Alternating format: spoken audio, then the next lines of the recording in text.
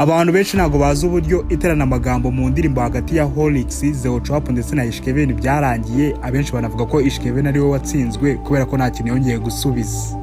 Zeochwap akimara gusohora indirimbo yiwe ariyo Sinabyaye, ibinyamakuru bikomeye cyane ahangaha mu Rwanda na Scovia base batangira kugenda bayamagana, biza kugeraho RIB isaba Zeochwap gusiba iyi ndirimbo yiwe.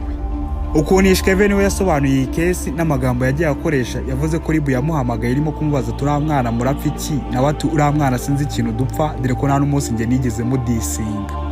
Njyewe RIB yarampamagaye irambwira ese umwana w'abandi niki waba wakoze uyu mwana w'abandi ku buryo yakora something like this.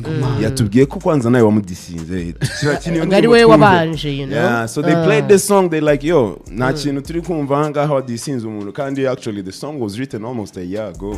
Aha hantu Ishkevin yanavuze amagambo yumvikanisha ko imwe mu mpamvu zatumye adasubiza Zeochwap ari uko batari kuri level. Ntago nigeze nsubiza disi nimwe. Hari umuhanzi wandisinga nkamusubiza. Hari umuhanzi wandisinga nkamusubiza. Ariko hari n'uwandisinga simusubiza. Ariko njyewe hari gihe na disinga Buda ntanansubize ma agatera ututi sasa. Ati umupeti nawe. Amwana arimo arikinisha bo muri. So nanje hari umuntu wandisinga nkamusubiza kubera yuko mbona ko biri worth it.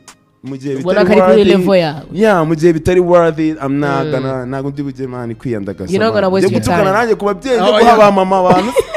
Na bro. Kumyanya yabo yibanga. Nabaye Ishkevin narinze kuvuga mama w'umuntu. So ku rundi ruhande ariko uyu mugabo Ishkevin ni umusazi. Mu 2025 mu kiganiro yari arimo gukorana na Tycoon yaje kumwereka ifoto ya Kasoko.